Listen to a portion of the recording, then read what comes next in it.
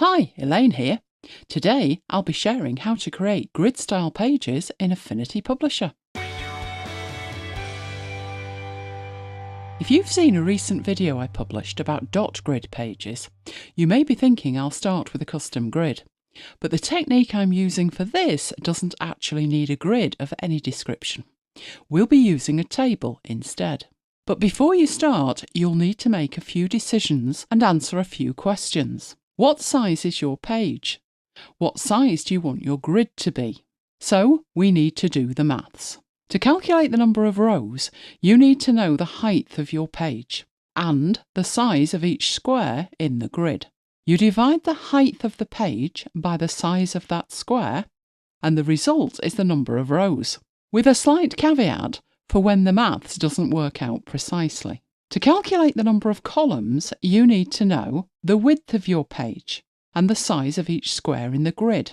You divide the width by the size of that square, and the result is the number of columns, again with a slight caveat for when the maths doesn't work out precisely. Let's see an example. If my page was A4 and my grid was going to be 5mm, then this is what that would look like. An A4 page is 297mm tall, and if I want squares of 5mm, I need to divide 297 by 5, which gives us an unhelpful 59.4. The trick is to ignore the remainder and then add 1 to the whole number. So here that gives us 60. For the columns, an A4 page is 210mm wide, and if I want squares of 5mm, I need to divide 210 by 5. Which gives us 42. No need for any tricky calculations with that one. Let's go and create that right now. First, I'm going to need my A4 page. So my layout is A4. I only need one page for this. The colour I'm leaving as it is. I'm not going to need any margins. The table's going to cover the entire page. And because it's for digital output, I don't need a bleed. And click Create. Then I need to add my table. If you've seen me work with tables before, you'll know the initial size of the table doesn't matter. As long as I know how many columns and rows I need, I can, as they say, fix it in post.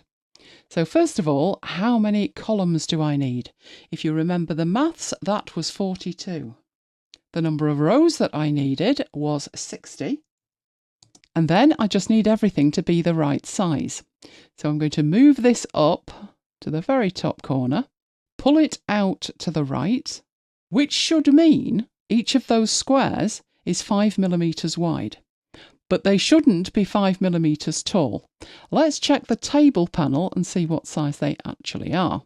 You can see in the cell section that the width is 5, but the height is only 4.9. So what I'm going to need to do with this is make sure I've got all of the cells selected and then change the height to 5mm. Then we need to format this. Making sure I have every cell selected, I'm going to apply a fill to it. I have a hex code for that, 308DE4, and that gives us a dark blue background fill.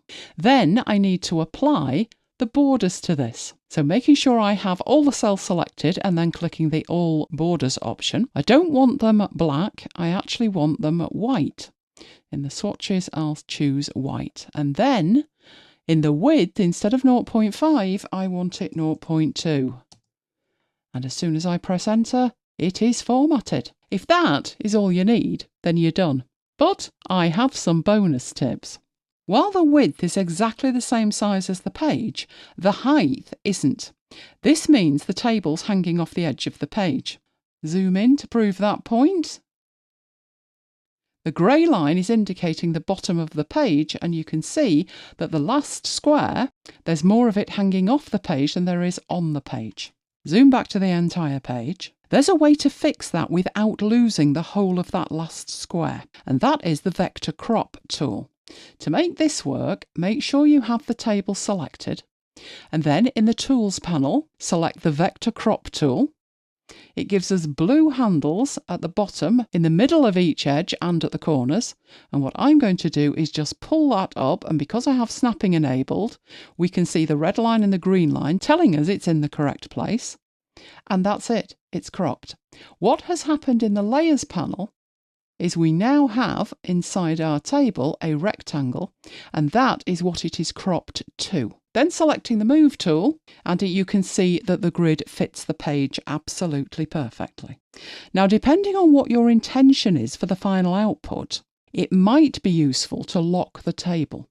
To do that, you select it, and in the Layers panel, just click the lock icon.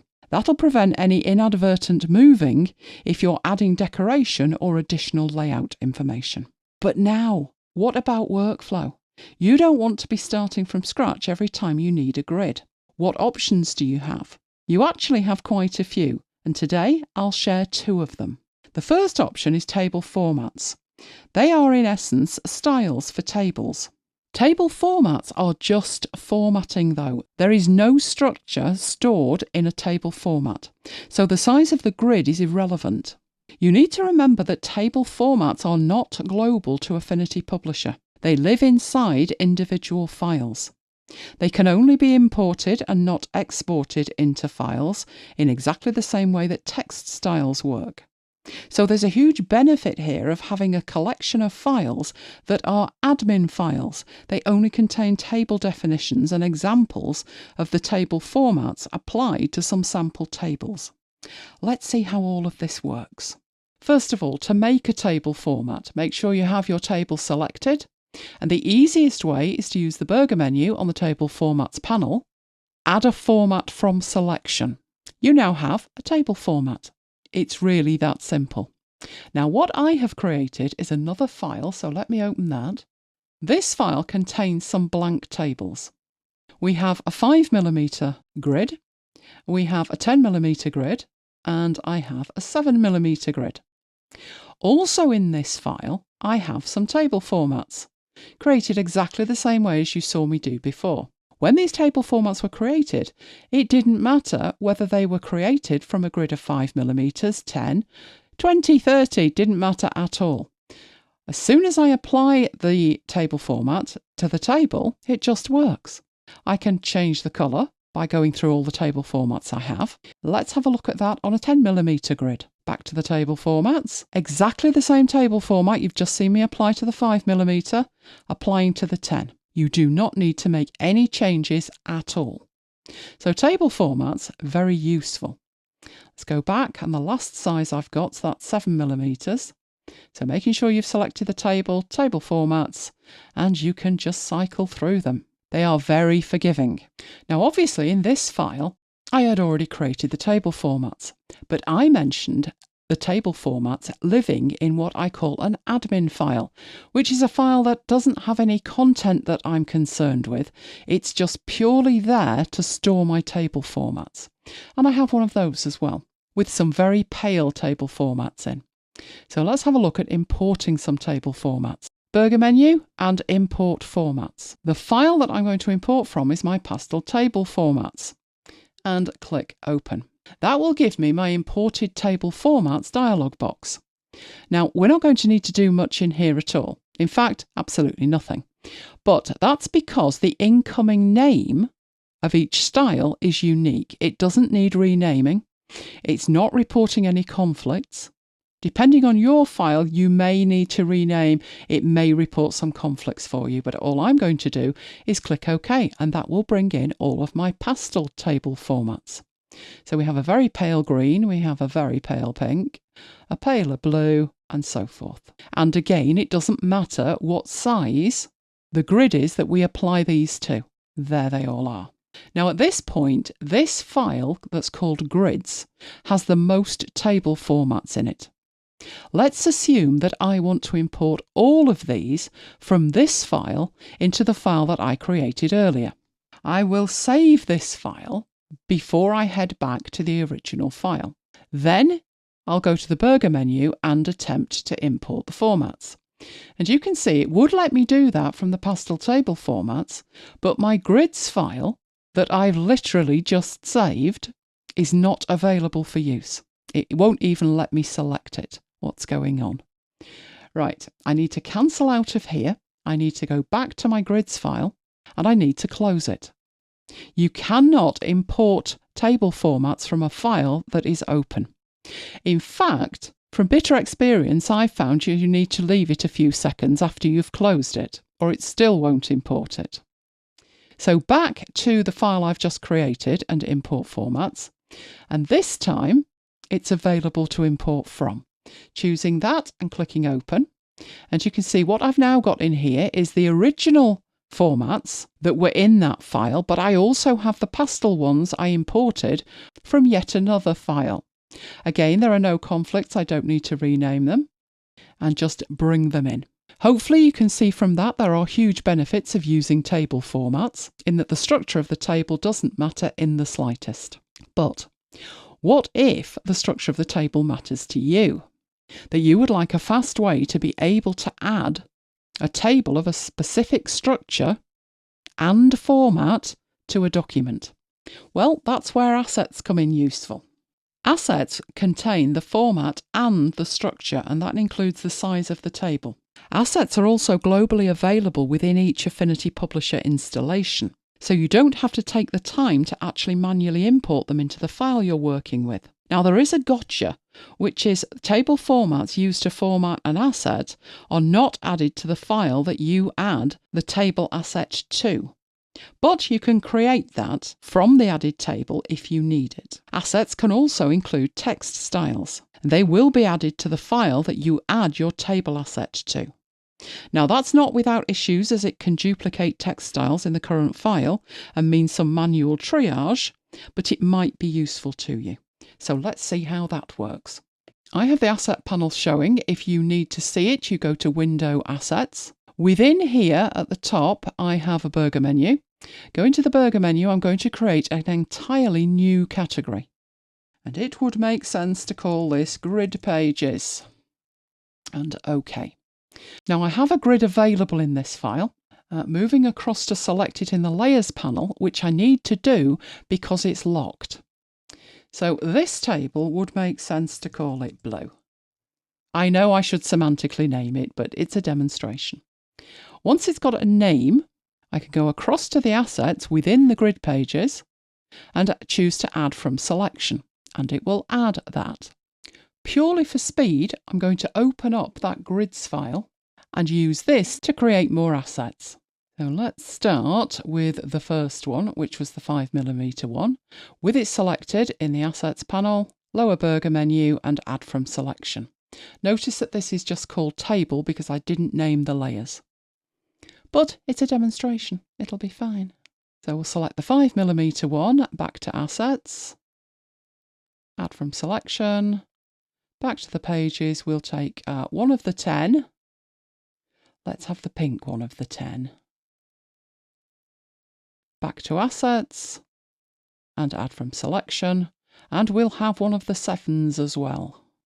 Select the table, Assets, add from selection. We now have a collection of repurposable grid pages. To use those, I'm going to create a new file and show you that it is as simple as dragging them into position on the page. Now notice with that, as I dropped it, I now can't move it. That is because it was locked at the point I created the asset. And the fact that it's locked is part of the definition of the asset. So I would need to unlock it to position it correctly. But it's that simple to repurpose them. But gets even better than that. One thing to be aware of is, despite the fact that this was formatted with a table format, the table format does not travel with the asset. If you want a table format so you can format other tables in this particular file to look identical to this one, you need to create a table format. So add format from selection, and that gives you a table format. Now there's a big bonus when it comes to creating assets from your table grids. Assets can be pervasive across all the Affinity apps. Yes, that is despite no table support in either Affinity Designer or Affinity Photo. Yes, you can still edit those tables without the need to return to Affinity Publisher. How does all of that magic work? The key to making it work is in the Assets panel. When you've created your grid pages, you'll notice it says Grid Pages. But if I click the drop down, you can see that some of these asset collections have a link icon next to them. That link icon indicates whether the assets are available across all of the applications or not. So in here, my Affinity branding and my calendar creation kit and MacBytes, personal branding, they are all available in any Affinity application. The grid pages, however, do not have that icon, so they're not. But clicking away, clicking back on the menu and choosing to link category, and that will add the necessary icon to it and make it available across all the applications. To see that, let's go into Affinity Designer and make a new file. Since my grid page is A4, I'm going to make an A4 document here, including an artboard. At the moment, this is showing my Affinity branding asset collection. Clicking the drop down in here, I now have grid pages available.